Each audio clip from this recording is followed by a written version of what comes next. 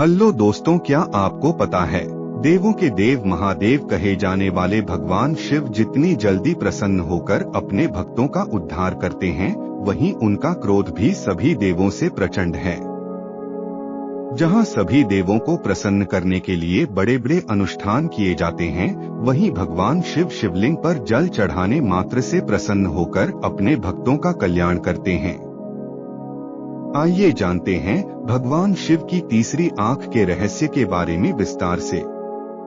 पुराणों में भगवान शंकर के माथे पर एक तीसरी आंख के होने का उल्लेख है। उस आंख से वे वह सब कुछ देख सकते हैं जो आम आंखों से नहीं देखा जा सकता। जब महादेव तीसरी आंख खोलते हैं तो उससे बहुत ही ज्यादा ऊर्जा निकलती है। एक बार खुलते ही सब कुछ साफ नजर आता है, फिर वे ब्रह्मांड में झांक रहे होते हैं। ऐसी स्थिति में वे कॉस्मिक फ्रीक्वेंसी या ब्रह्मांडीय आवृत्ति से जुड़े होते हैं। तब वे कहीं भी देख सकते हैं और किसी से भी प्रत्यक्ष संपर्क स्थापित कर सकते हैं। भगवान शिव की तीसरी आंख को प्रलय कहा गया है। ऐसी मान्यता है कि एक दिन भगवान शिव की तीसरी आंख से निकलने वाली क्रोध अग्नि इस धरती के विनाश का कारण बनेगी। शिव जी के तीनों नेत्र अलग अलग गुण रखते हैं, जिसमें दाएं नेत्र सत्वगुण और बाएं नेत्र रजोगुण और तीसरे नेत्र में तमोगुण का वास है। भगवान शिव ही एक ऐसे देव हैं जिनकी तीसरी आंख उनके ललाट पर दिखाई देती है, जिसके कारण इन्हें त्रिनेत्रधारी भी कहा जाता है। जिनमें एक आंख में चंद्रमा और दूसरी में सूर्य का वास है और तीसरी आंख को विवेक माना गया है। शिवजी के मस्तक पर दोनों भौहों के मध्य विराजमान उनका तीसरा नेत्र उनकी एक विशिष्ट पहचान बनाता है। कहा जाता है कि शिव का तीसरा चक्षु आज्ञाचक्र पर स्थित है। आज्ञाचक्र ही विवेक बुद्धि का स्रोत है। तृतीय नेत्र खुल जाने पर सामान्य बीज रूपी मनुष्य की संभावनाएं वट वृक्ष का आकार ले लेती हैं। आप इस आंख से ब्रह्मांड में अलग अलग आयामों में देख और सफर कर सकते हैं। वेद शास्त्रों के अनुसार इस धरा पर रहने वाले सभी जीवों की 3 आंखें होती हैं।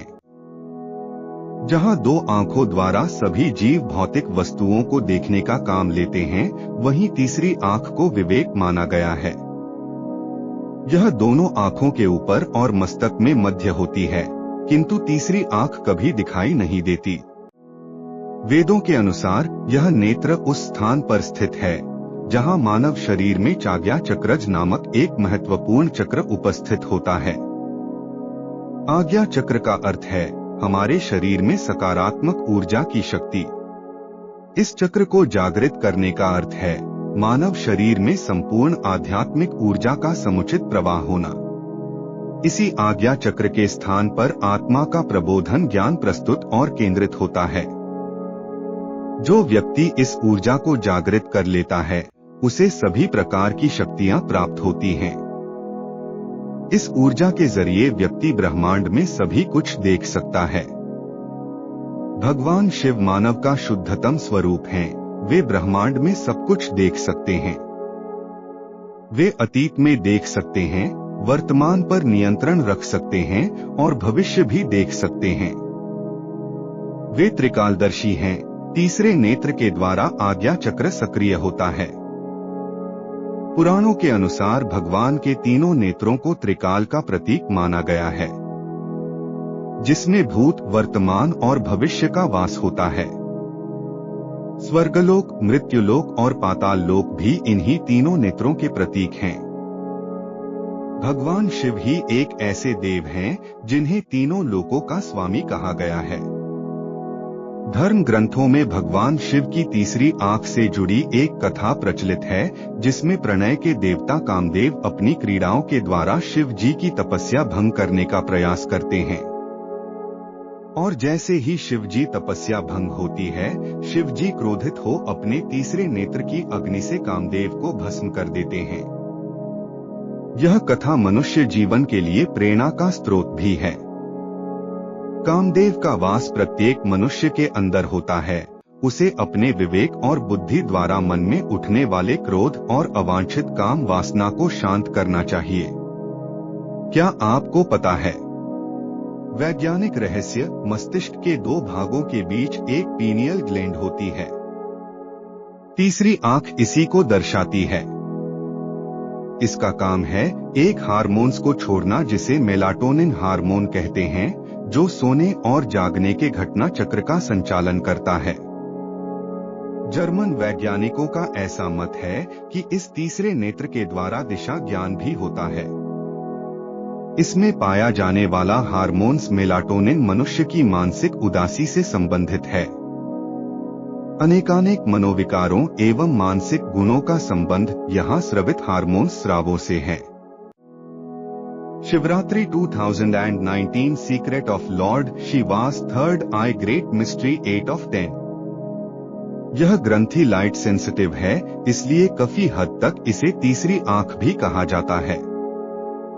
आप भले ही अंधे हो जाएं, लेकिन आपको लाइट का चमकना जरूर दिखाई देगा, जो इसी पीनियल ग्लैंड के कारण है। यदि आप लाइट का चमकना देख सकते हैं, तो फिर आप सब कुछ देखने की क्षमता रखते हैं। यही वो पीनियल ग्लैंड है जो ब्रह्मांड में झांकने का माध्यम है।